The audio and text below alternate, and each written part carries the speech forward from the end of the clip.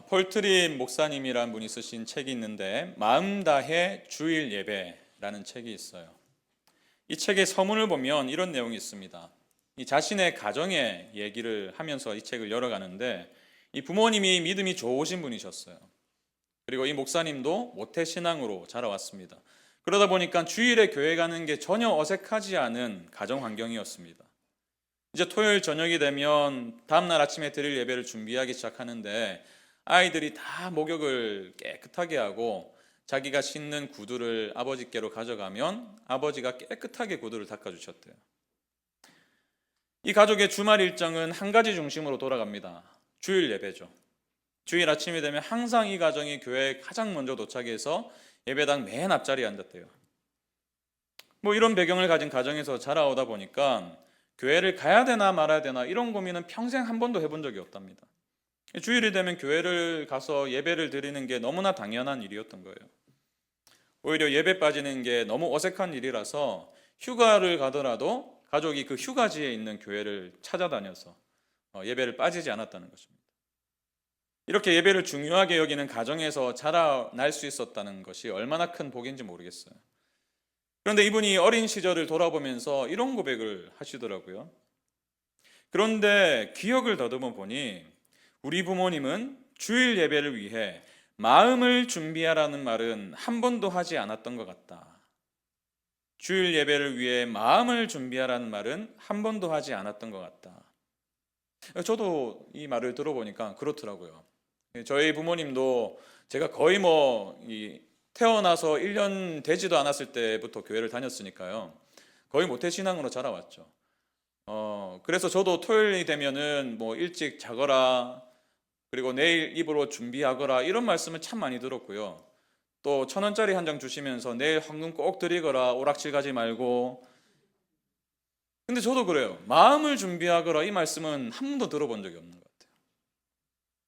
여러분은 어떠세요? 예배하러 오셨으니까 대충 오시기 좀 어렵잖아요.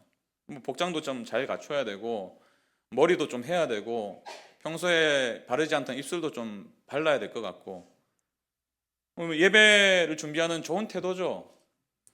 슬리퍼 끌고 오는 것보다는 훨씬 더 좋은 태도입니다. 근데 여러분, 여러분의 마음은 어떤가요? 여러분 오늘 예배당에 오시면서 여러분의 마음은 한번 살펴보셨습니까? 오늘 이 자리에 어떤 마음으로 지금 앉아 계십니까? 어떤 분은 일어나지 않는 아이들 막 억지로 깨우느라고 그리고 막 바빠 죽겠는데 안 일어난다고 화를 내고 짜증을 내고 이 자리에 앉아 있는 건지 아닌지 모르겠어요. 그러다 보니까 예배당에 앉아 계시지만 여전히 마음에는 불편함이 있을 수도 있습니다. 또 어떤 분은 예배를 마치고 오후에 있을 모임이나 약속을 막 기대하는 마음으로 이곳에 앉아 계실는지도 모르겠어요. 그래서 예배가 언제 마치나, 오늘 박재진 목사 설교 빨리 끝나야 되는데 그러면서 시계를 계속 확인하시는 분이 계시진 않을까. 오늘 예배의 순서를 맡으신 분은 어떨까요? 찬양대도 있고 또 찬양팀도 있고 기도 순서를 맡으신 분, 봉헌함을 들고 오시는 분, 여러분 어떠세요? 오늘 내 얼굴이 화면에 좀 잘 나와야 될 텐데 오늘 실수해서 이 은혜를 못 끼치면 어쩌나 이런 마음, 이런 생각에 머물러 계시진 않습니까? 여러분 누군가가 이런 말을 했어요. 예배는 그야말로 영적 전쟁터다. 왜 이런 표현을 했을까요? 사단은요 지금 이 시간에도 우리가 하나님께 온전히 집중하지 못하도록 우리를 방해하거든요. 계속해서 다른 생각이 들게 하고 또 내 감정에 집중하게 하고 내 모습이나 어떤 나의 어떠함에 집중하게 해서 하나님의 영광을 보지 못하게 하고 하나님의 은혜를 구하지 못하게 하고.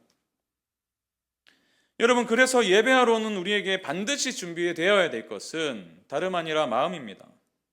헌금도 준비하셔야 되고 멋진 옷도 준비하시고 구두도 닦으셔요. 잘 차려입고 오세요. 그러나 정작 우리의 마음이 준비되지 않는다면 우리는 어쩌면 예배 본질을 놓치고 있는 건지도 모르겠어요. 이런 관점으로 오늘 본문을 보니까 우리가 어떤 마음으로 하나님을 예배해야 되는지 주님께서 한 가지 비유를 통해서 직접 가르쳐주고 계십니다. 오늘 본문의 제목을 붙이자면 흔히 우리가 이렇게 붙일 수 있을 거예요. 바리새인과 세리의 비유. 근데 이 말씀은 단순히 이 바리새인은 이렇게 기도했고 세리는 이렇게 기도했다, 이런 기도의 자세를 가르치는 말씀이 아닙니다. 이 케네스 베일리라는 분이 계신데요. 이분이 중동의 눈으로 본 예수라는 책을 쓰신 분이에요. 근데 이 책의 내용이 뭐냐면 예수님께서 수많은 비유를 들어서 가르치셨잖아요. 근데 그 비유를 우리의 문화의 관점이 아니라 그때 당시에 팔레스타인에 살던 사람들의 관점으로 해석을 한 겁니다. 조금 더 정확하겠죠? 이분이 이제 이 비유를 그 책에 쓰셨어요. 제가 살펴보니까요, 이 비유가 이스라엘 사람들이 예배를 드리기 위해서 성전에 올라갔는데 그 성전에 예배하러 올라가는 실제적인 상황을 담고 있다라고 설명하더라고요. 당시 예루살렘 성전에는 새벽에 또 오후 3시에 속죄제가 드려졌습니다. 여러분, 속죄제가 뭐예요? 이스라엘의 죄를 대신해서 그 죄를 양에게 전가해서 그 양을 죽임으로 그 죄가 해결받는 그런 제사지 않습니까? 예배죠. 이런 공적 예배에는 여러 가지 의식이 진행되었다고 해요. 제단에는 양의 피가 뿌려지고 또 나팔 소리도 들리고 심벌주 소리도 들리고 또 제사장이 성소 안으로 들어가서 향을 피우고, 그러니까 이 비유가 오늘날로 치면 주일 예배의 현장인 거예요. 그런데 주님은 이 예배에 참석한 두 인물을 주목하고 계십니다. 그게 누구입니까? 바리새인과 세리예요. 바리새인은 사회적으로 존경받는 종교 지도자였습니다. 그런가 반면에 이 세리는 민족의 반역자로 멸시받던 사람이었어요. 오늘날 우리로 치면은 이 한 사람은 신앙생활을 오래 하고 각종 양육과 훈련을 다 섭렵한 직분자입니다. 그런가 반면에 또 한 사람은 교회와는 전혀 어울리지 않는, 사회적으로도 별로 중요하지 않고 오히려 지탄을 받는 그런 사람이에요.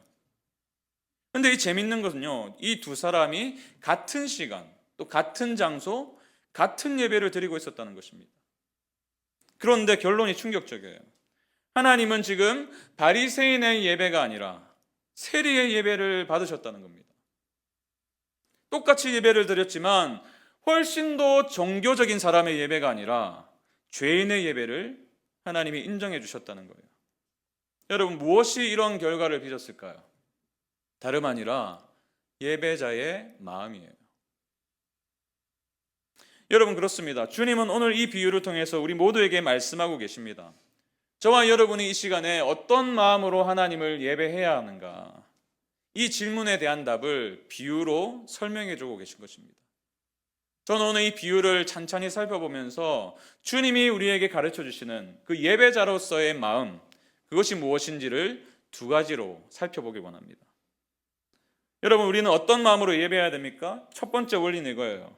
영적 나르시시즘을 벗겨내야 된다. 영적 나르시시즘을 벗겨내야 된다.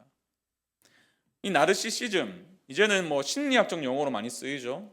이 그리스 신화의 나르키소스라는 인물에서 유래한 단어입니다. 이 사람이 어떤 사람이었냐면 물에 비친 자기의 모습을 봤어요. 너무나 잘생긴 거죠. 와, 이렇게 잘생길 수가 있어? 그렇게 하다가 점점 그 물에 빠져서 죽었다, 이런 얘기예요. 그러니까 이 단어가 요즘에 어떻게 쓰이냐면요, 자기 자신을 사랑하는 마음을 넘어서서 스스로의 모습에 완전히 도취되어서 그 안에서 빠져나오지 못하는 상태를 의미합니다. 근데 여러분, 이것이요, 종교의 옷을 입으면 굉장히 무서운 영혼의 질병이 돼요. 영적 나르시시즘. 오늘 본문에 등장하는 이 바리새인이 바로 이 영적 나르시시즘의 중증 환자였던 것 같아요. 11절을 보시면요, 성경은 그가 어떻게 기도를 하고 있는지 우리에게 말씀하고 있습니다. 11절 보십시오. 바리새인은 서서 따로 기도하여 이르되. 서서 따로 기도하여 이르되. 여기서 이 따로 기도하다, 이 따로라는 단어를 보니까요, 단순히 이 공간적으로, 장소적으로 분리되었다는 의미를 넘어서는 의미가 있어요. 이것은 다른 사람과 철저하게 자신을 격리시킨 겁니다. 의도적인 격리예요. 무슨 말입니까? 지금 이 사람이 성전에서 드리는 공적인 예배에 참여하고 있지만 마음으로는 그곳에 모인 다른 사람들, 모든 사람들을 부정한 사람으로 간주하고 있어요. 그런 사람들과 자신을 섞지 않고 싶은 거예요. 저 더러운 사람들, 저 죄인들과 같이 예배 드릴 수 없다. 그들과 같이 있기만 해도 나의 거룩함이 훼손될까 봐 스스로를 고립시키고 거만하게 서 있는 것입니다. 예배의 자리에서조차 하나님을 바라보는 것이 아니라 남과는 조금 다른, 남과 다른 우월함을 가지고 있는 나 자신을 확인하면서 자신만의 울타리를 지금 치고 있었던 거예요. 이러한 마음은 이 사람이 드린 기도의 내용을 봐도 확인됩니다. 11절을 원어로 보면요, 이렇게 시작해요. 하나님 감사합니다. 하나님 감사합니다. 얼마나 경건한 말이에요.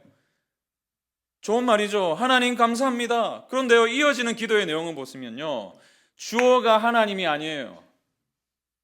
다 나예요. 주어가 나예요. 이 짧은 두 절에 나라는 단어가 무려 5번이나 사용됩니다. 그의 기도를 원어의 느낌을 살려서 제가 이렇게 번역해 보았습니다. 하나님, 내가 하나님께 감사합니다. 내가 다른 사람들과 같지 않음을, 곧 남의 것을 가로채는 자들, 불의한 자들, 간음하는 자들과 같지 않고 더욱이 이 세리와도 같지 않음을, 나는 한 주에 2번 금식하며 나는 내가 얻은 모든 것에 11조를 바칩니다. 나. 여러분, 이 기도는요, 마음속으로만 한 기도가 아니에요. 많은 사람들이 모인 그 공적 예배 자리에서 혼자 서서 큰 소리로 외치는 기도였습니다. 다 들으라고 하는 소리예요, 지금. 그러니까 이 기도는요, 하나님을 향한 기도가 아니에요. 지금 이 사람은 하나님을 향한 예배를 드리고 있는 것이 아닙니다. 누구를 예배하고 있는 거예요? 자기를 예배하고 있어요.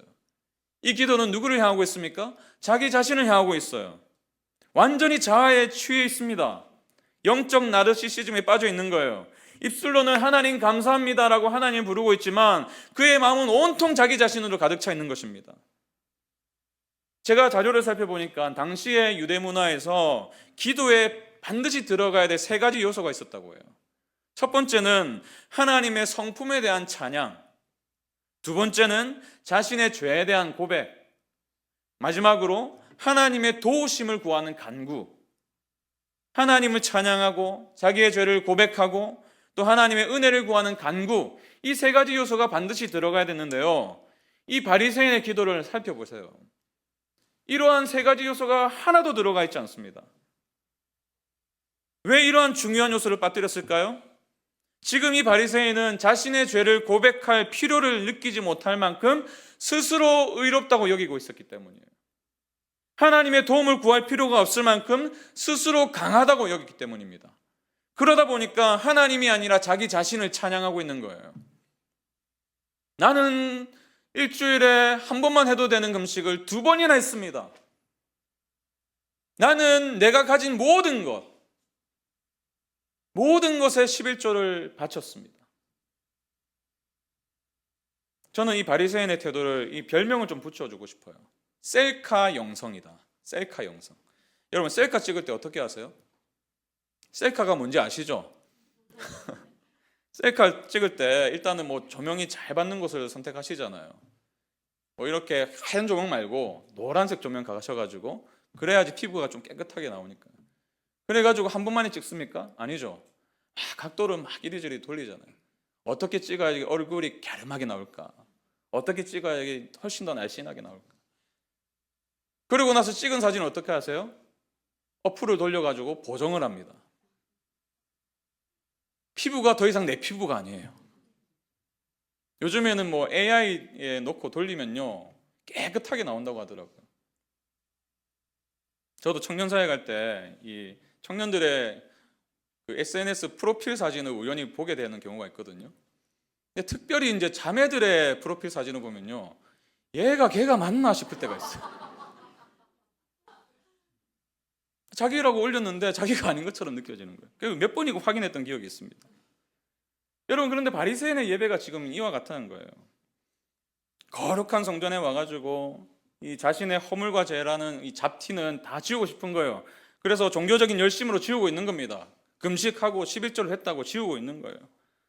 제일 멋지게 보정된, 종교적으로 완벽해 보이는 자신의 이미지를 하나님 앞에 지금 들이밀고 있는 거예요. 사람들 앞에서 전시하고 있는 겁니다. 지금 이 사람은요, 하나님을 대면하고 있는 게 아니라 자신이 만들어낸 거룩한 나, 의로운 나, 남들과 다른 나, 이 자기 자신에게 완전히 도취되어 있는 것입니다. 여러분, 이것이 비단 이 사람의 이야기일 뿐일까요? 우리도 하나님을 예배하면서 이런 마음으로 나올 수가 있다라고 말씀하고 계세요. 하나님은 온데간데 없고 예배 중심에 자기 자신이 서 있을 수 있습니다. 그래서 오늘 본문은요, 이렇게 시작해요. 9절입니다.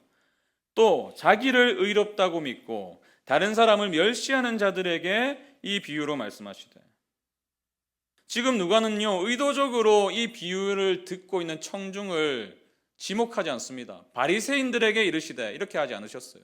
서기관들에게 이르시되 하지 않으셨습니다. 어떻게 해요? 자기를 의롭다고 믿는 모든 사람, 그래서 다른 사람을 멸시하는 모든 사람, 그들에게 이 비유로 말씀하시되, 예수님 곁에 있던 제자들도 포함될 수 있어요. 오늘 예배를 드리고 있는 우리도 포함될 수 있는 말씀인 거예요. 여러분, 우리는 누구나 영적 나르시시즘에 빠질 수가 있습니다. 만약에 여러분들이 이 본문을 대하면서 속으로 이런 생각을 가지고 있다면, 하나님, 저는 저 바리새인과 같지 않아서 너무나 감사합니다. 혹시나 이런 마음을 가지고 계시다면 역설적으로 우리는 지금 바리새인의 길을 걷고 있는 거예요. 여러분, 이것이 참 우리가 끊을 수 없는, 끊기 힘든 우리의 내면의 자기중심성 아니겠습니까? 우리는요, 어떤 신앙생활을 하면 할수록, 또 종교적인 행위를 하면 할수록 나는 적어도 저 사람과는 달라라는 생각을 쉽게 가지게 돼요. 이상한 확신을 가지게 됩니다.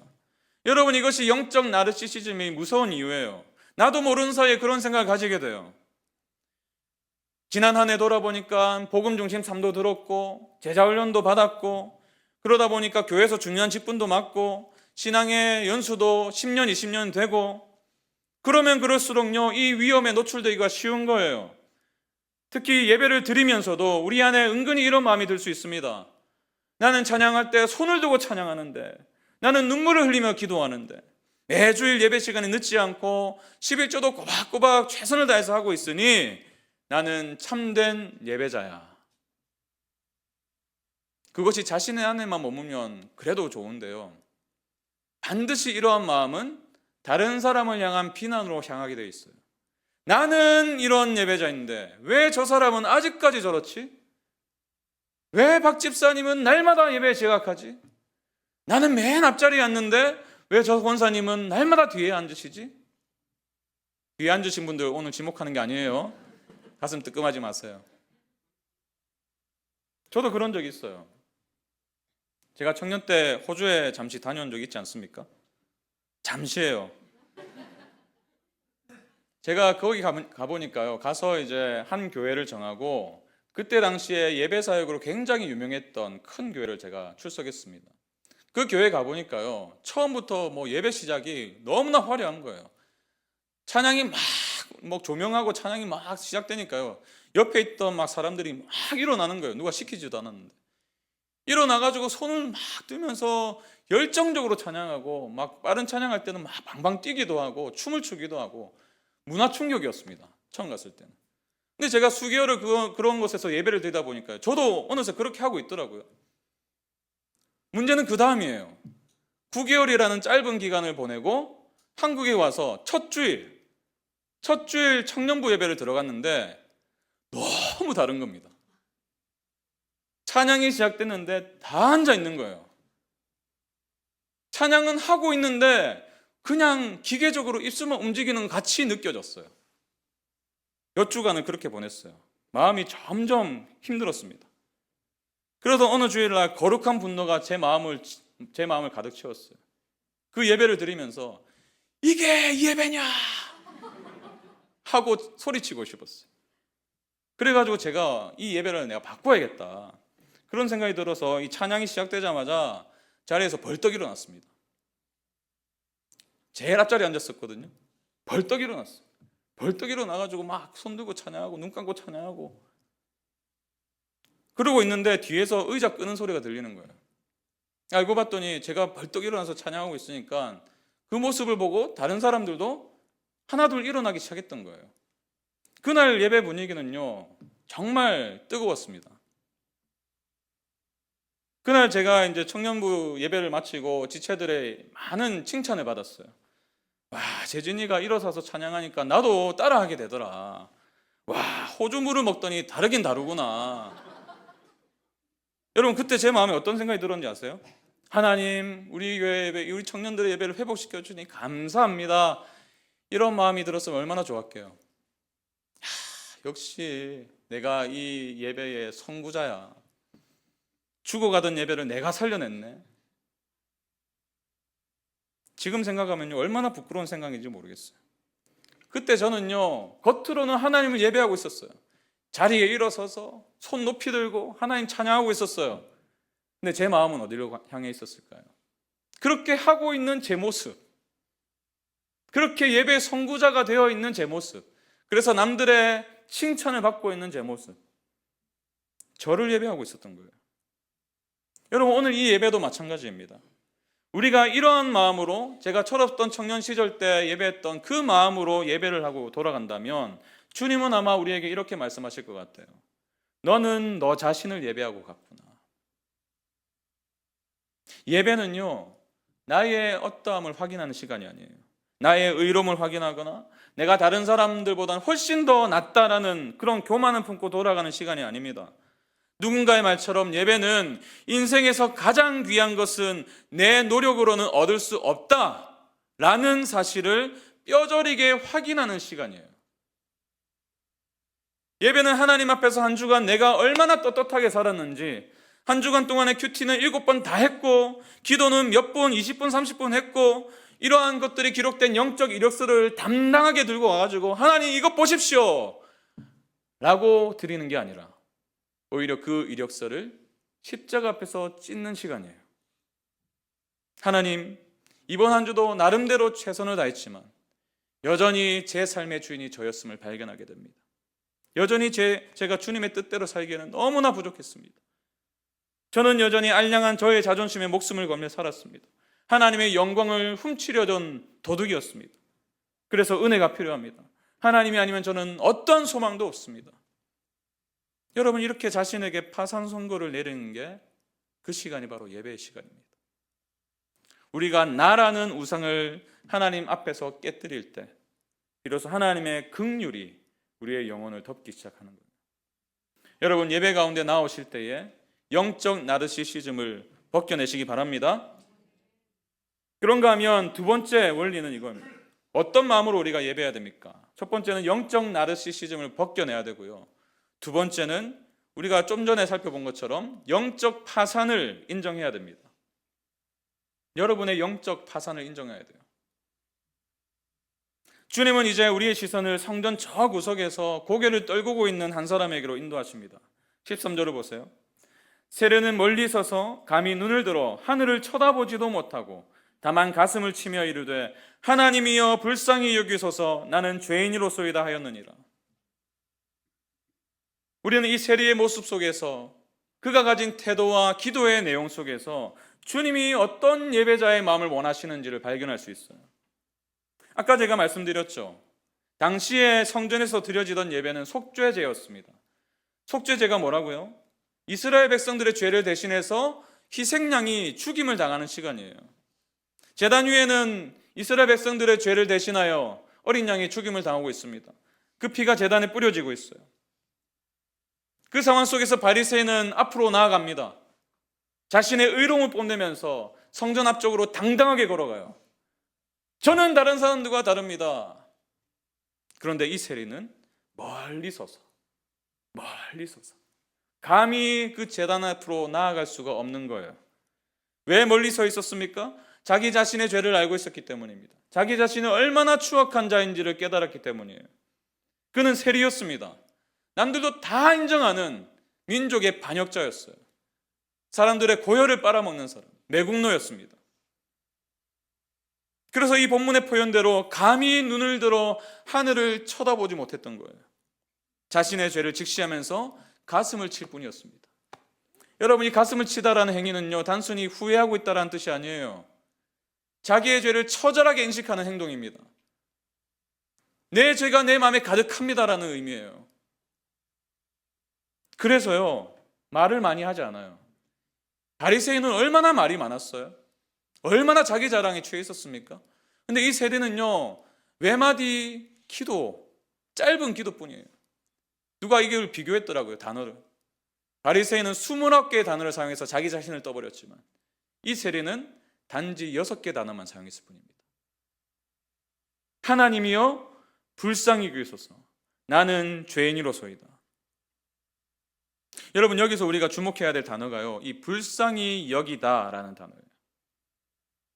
보통 불쌍히 여기다, 긍휼히 여기다, 이것을 표현할 때 엘레에오라는 단어를 쓰는데요.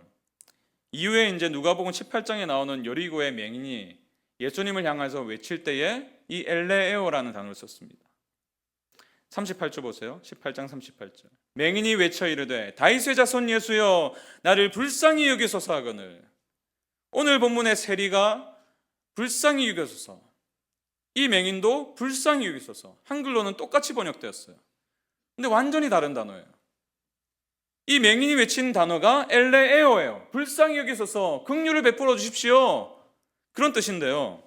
이 오늘 본문에 나오는 하나님이여 불쌍히 여기소서 나는 죄인이로소이다, 이 힐라스코마이라는 단어인데요. 이 힐라스코마이의 뜻이 무엇인지 아십니까? 속죄함을 받다, 속량받다, 이런 뜻이에요. 지금 상황이 뭐죠? 속죄제가 드려지고 있어요.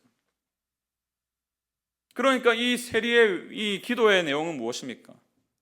그냥 단순히 나를 불쌍히 여겨주십시오, 나에게 좀 은혜를 주십시오, 이런 의미가 아니라 하나님, 저 제단 위에 죽어가는 그 어린 양의 피로 저의 죄를 덮어주시옵소서.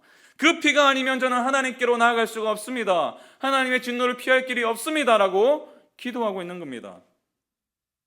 여러분, 그렇습니다. 이 세리는요, 지금 자신의 어떤 도덕적인 깨끗함으로 종교적인 열심을 내세우면서 하나님께 나아가고 있는 게 아니에요.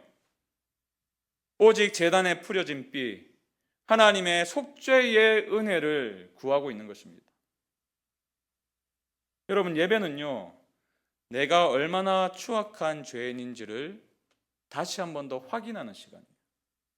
내가 가지고 있는 죄의 실체를 발견하는 시간입니다. 그래서 폴 트립 목사님은 불편하지만 굉장히 중요한 진리를 이렇게 선포해요. 주일 예배는요, 우리에게 자신감을 불어넣고 너는 괜찮은 사람입니다, 당신은 괜찮은 사람입니다 라고 다독여주는 파티가 아니래요.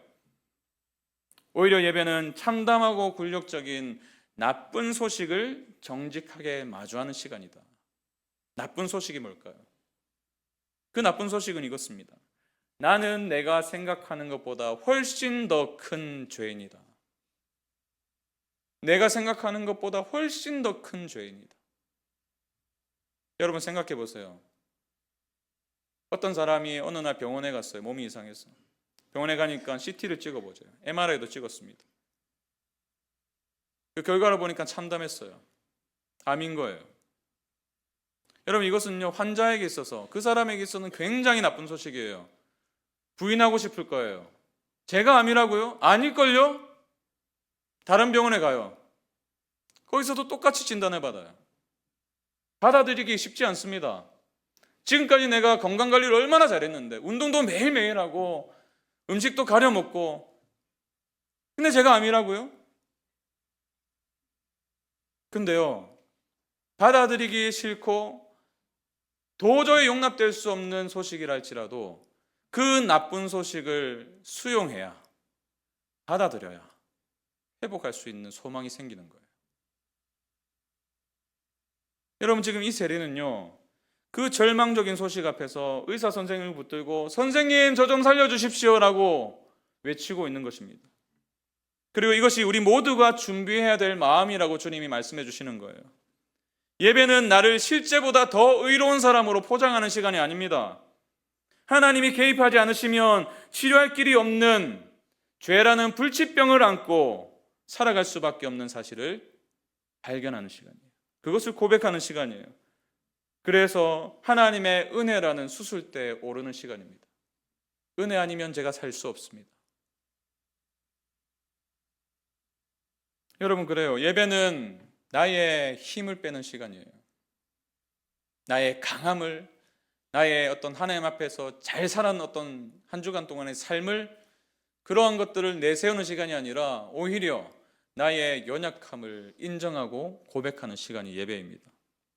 하나님, 저는 이번 주에 금식을 2번이나 했습니다. 11조도 빠짐없이 냈습니다. 그러니 적어도 박집사보단 제가 낫지 않습니까?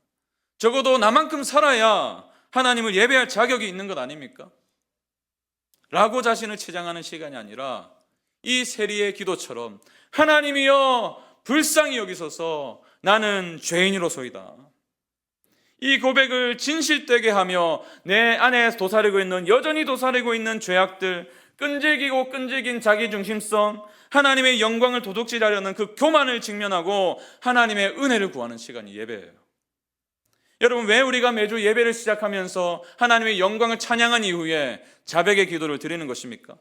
바로 이 이유 때문이에요. 하나님의 영광 앞에 서보니 나의 추악한 실체가 발견되는 것입니다. 아무리 말씀을 많이 읽고 한 주간 동안의 경건한 삶을 살았다 하여도 여전히 버리지 못한 자기 중심성을 깨닫는 거예요. 내가 주인이었음을 발견하는 거예요. 그래서 이사야의 자기 자신에 향한 탄식을 내뱉는 것입니다. 이사야 6장 5절, 그때에 내가 말하되 화로다 나여 망하게 되었도다. 화로다 나여 망하게 되었도다.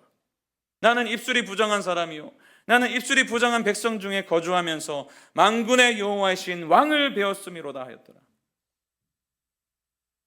여러분, 그래서 매주 우리가 드리는 이 예배의 중심에는 한 분이 계셔야 됩니다.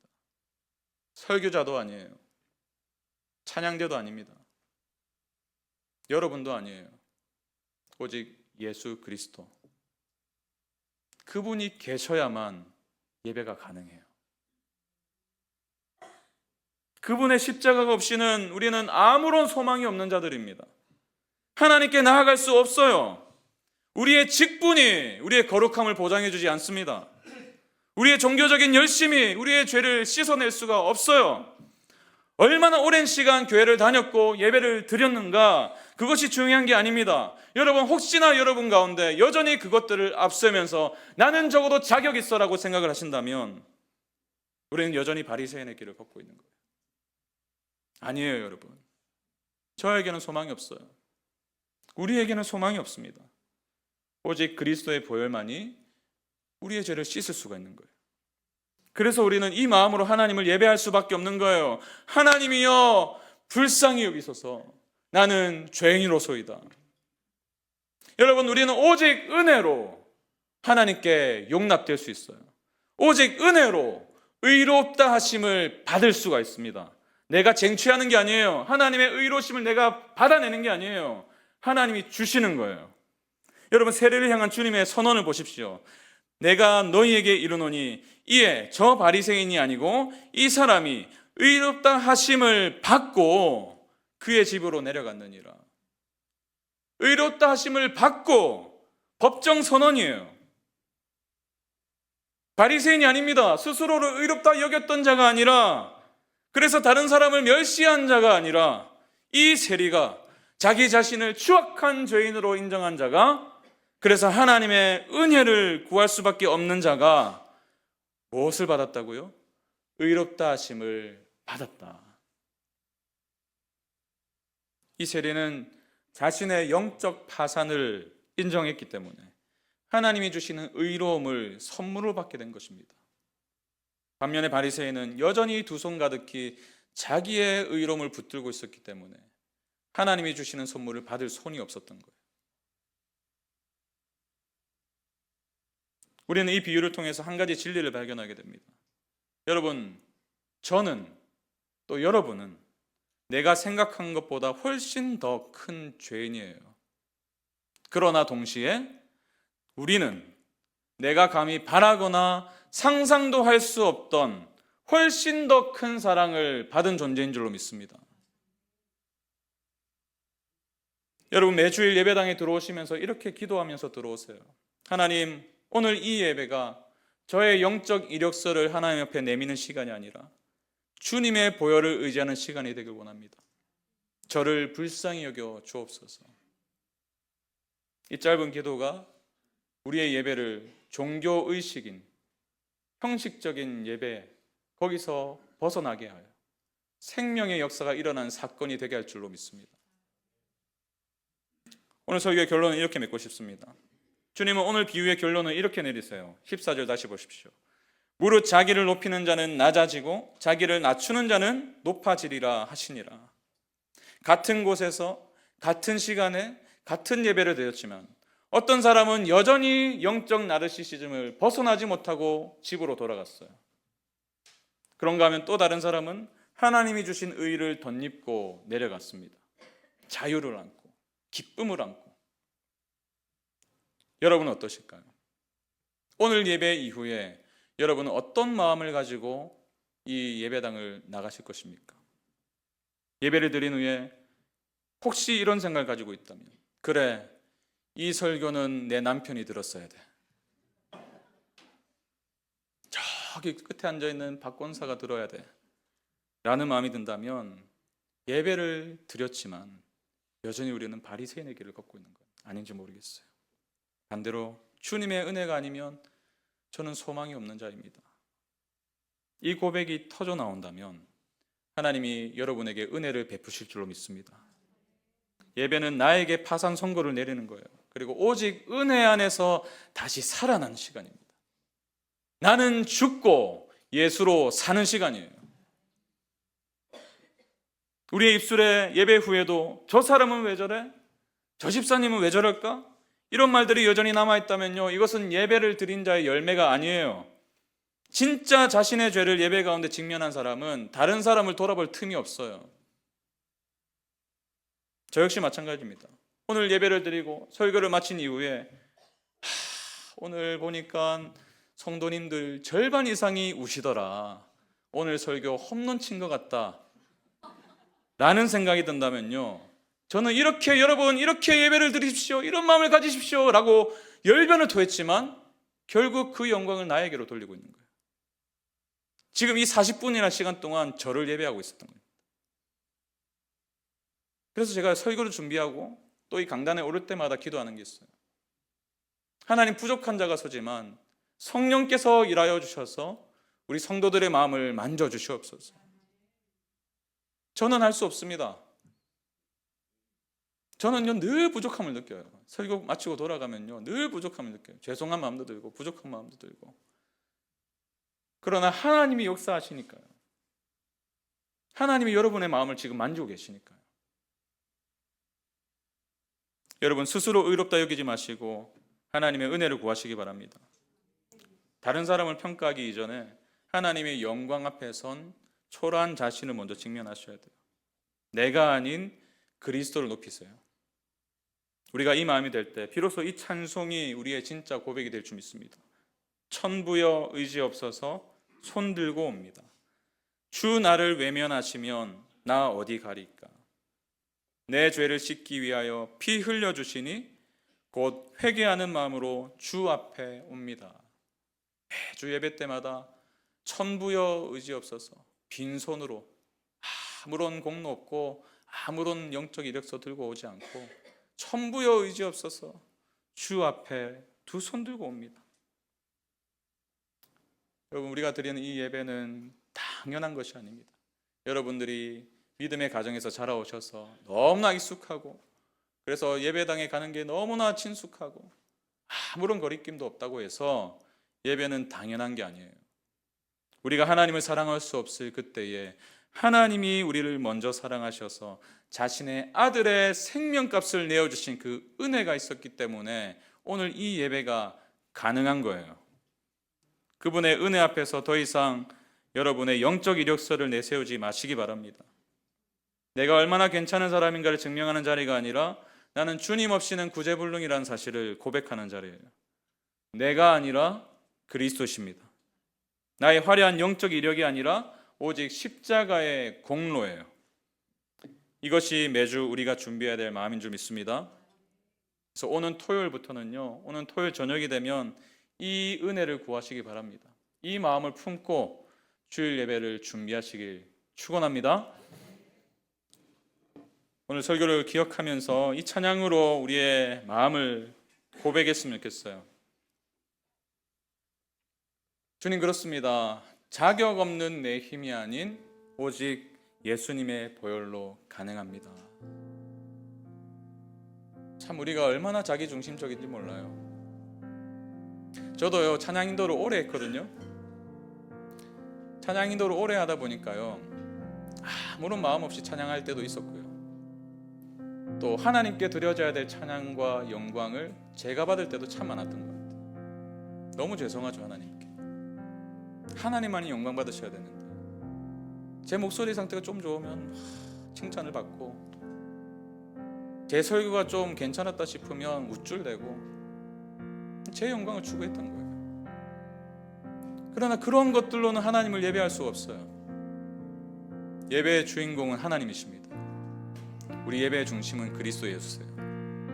그분이 없이는 하나님을 만날 수 없어요. 하나님을 예배할 수 없습니다. 우리 그 믿음 가지고 이 찬양으로 우리의 믿음을 고백했으면 좋겠어요. 주의 보좌로 나갈 때에 어떻게 나가야 할까? 나를 구원한 주의 십자가, 나를 구원한 주의 십자가, 그것을 믿으며 가네. 주의 보좌로 나갈 때에, 주의 보좌로 우리 인정합시다. 나 여전히 부족하나. 그럼에도 불구하고 나를 품으신 주의 그 사랑,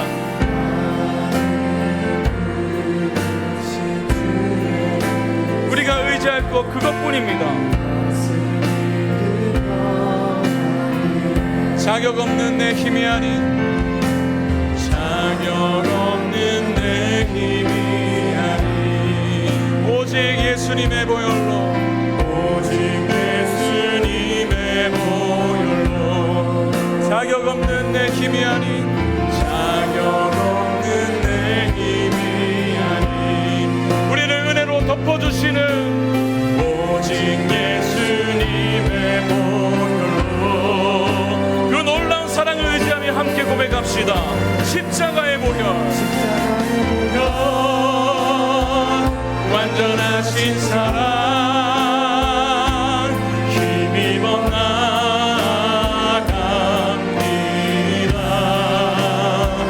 십자가의 보혈, 완전하신 사랑 힘입어 예배함. 자격 없는 내 힘이 아닌,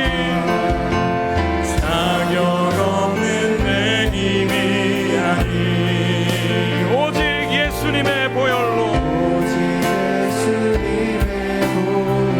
주님, 그렇습니다. 자격 없는 내 힘이 아닙니다.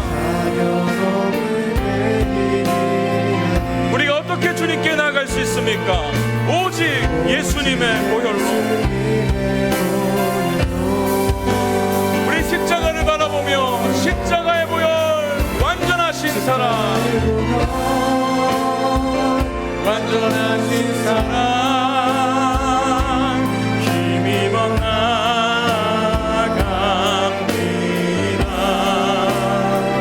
십자가의 보혈, 완전하신 사랑 힘입어 예배한. 십자가의 보혈, 완전하신 사랑, 십자가의 보혈, 완전하신 사랑 힘입어 나갑니다. 십자가, 완전하신 사랑 힘입어 예배합니다. 주님, 우리가 마음을 준비하는 예배자가 되었으면 좋겠습니다. 옷도 잘 갖추어 입어야 되고, 깨끗이 몸도 씻어야 되고, 물질도 준비해야 되고, 준비할 것들이 참 많지만 우리의 예배를 돌아보니, 우리의 삶을 돌아보니 가장 중요한 마음을 준비하지 못했음을 시인합니다. 주님, 우리의 마음에 여전히 남아있는 영적 나르시시즘을 벗겨내어 주시옵소서. 우리가 매주 예배 때 나올 때마다 나는 공로 없으나 오직 그리스도의 공로로 하나님께 나아가게 하여 주시옵소서. 영적으로 파산하는 자임을 날마다 발견하며 주님의 은혜가 아니고선 내가 살아갈 수 없다는 사실을 인지하고 그 의식으로 주님을 예배할 수 있도록 도와주시옵소서. 그래서 매 예배 때마다 특정한 대상을 주목하는 것이 아니라, 나를 주목하는 것이 아니라 하나님의 영광을 보게 하여 주시고 하나님의 신실하신 사랑을 의지하게 하셔서 복음의 감격과 주를 향한 감사가 터져나오는 예배가 될 수 있도록 도와주시옵소서. 주여, 우리를 불쌍히 여겨 주옵소서. 그 은혜를 구하며 함께 기도로 나아가시겠습니다. 아버지 하나님, 그렇습니다. 주님, 우리를 불쌍히 여겨 주시옵소서. 하나님, 우리가 영적으로 파산한 자입니다. 우리의 공로는 아무것도 내세울 것이 없음을 인정합니다. 하나님, 알량한 자존심과 하나님, 한 주간 동안 잘 살았다는 그 알량한 자존심으로 내 화려한 이력서로 주님 앞에 나갈 수 없음을 깨닫습니다. 주님, 매 예배 때마다 그 이력서를 십자가 앞에서 찍게 하여 주시고 하나님, 주님의 은혜가 없이는 내가 하나님을 만날 수 없고 하나님을 예배할 수가 없음을 다시 한 번 더 직면하게 하셔서 전심으로 주님을 찾고 은혜를 구하는 자가 될 수 있도록 인도하여 주시옵소서. 외적인 것은 너무나 화려하게 잘 준비를 하면서도 우리의 예배가 너무나 화려하지만 정작 우리의 마음이 빠져있다면 하나님, 우리의 예배를 살펴주시고 은혜를 부어주시고 다시 한 번 더 우리 교회 예배가 하나님 마음이 준비된 예배자들로 가득한 예배가 되게 하여 주옵소서. 찬양팀으로 반주를 하면서도 싱어로 섬기면서도 그 중심에 내가 있는 것이 아니라 그리스도가 있길 원합니다. 찬양대로 섬기면서도 그 중심에 내가 있는 것이 아니라 그리스도가 있길 원합니다. 설교자로 강단에서 말씀을 전하면서도 그 중심에 설교자가 아니라 예수가 있길 원합니다. 하나님, 그 마음과 그 뜻을 가지고 우리가 매 예배 때마다 나아갈 수 있도록 도와주시고 우리의 소망이 아니라 우리에게 소망이 없음을 인정하며 오직 그리스도 예수께 소망을 두며 살아가는 우리 모두가 되게 하여 주시옵소서. 하나님, 그것이 아니면 우리가 하나님을 예배할 수 없음을 고백하오니 주님 은혜를 베풀어 주시옵소서. 십자가의 보혈로 우리를 덮어주실 때만이 우리가 담대하게 은혜의 보좌 앞으로 나아갈 수 있는 줄로 믿사오니 주님 은혜를 받아 주시옵소서. 십자가의 보혈, 완전하신 사랑, 완전하신 사랑 힘입어 나아갑니다. 우리는 자격 없지만 예수님을 붙들고 나갈 때마다 담대함으로 주님께 나갈 수 있는 줄로 믿습니다. 그 은혜의 보좌 앞으로 나갈 수 있는 줄 믿습니다. 우리 다시 한 번 더 십자가의 보혈, 완전하신 사랑, 십자가의 보혈, 완전하신 사랑 힘입어 나아갑니다. 십자가 완전하신 사랑 힘입어 예배하. 우리 함께 고백합니다. 천부여 의지없소서, 주여 의지없소서. 손 들고 옵니다. 주 나를 외면하시며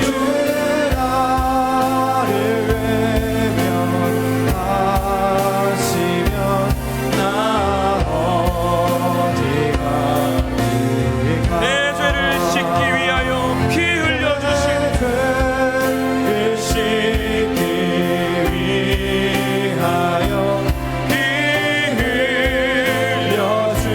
흘려주시니 곧 회개하는 마음으로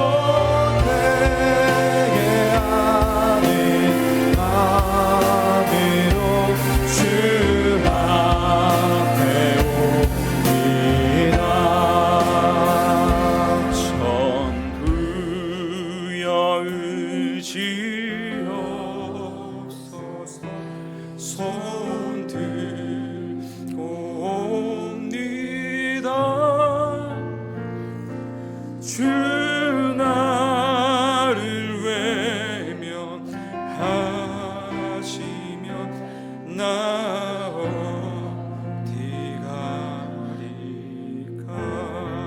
내 죄를 씻기 위하여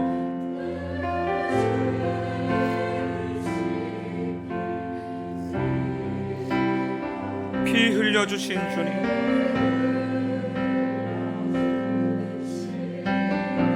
곧 회개하는 마음으로 주 앞에 옵니다.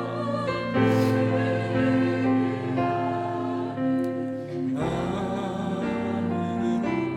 주 앞에 옵니다.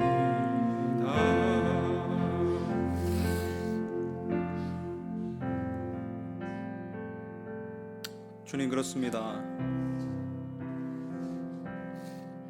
우리가 예배 때마다 감사를 하지 못했던 것은, 감격을 잃어버렸던 것은 영적 파산인 자를 인정하지 않았기 때문인지도 모르겠습니다.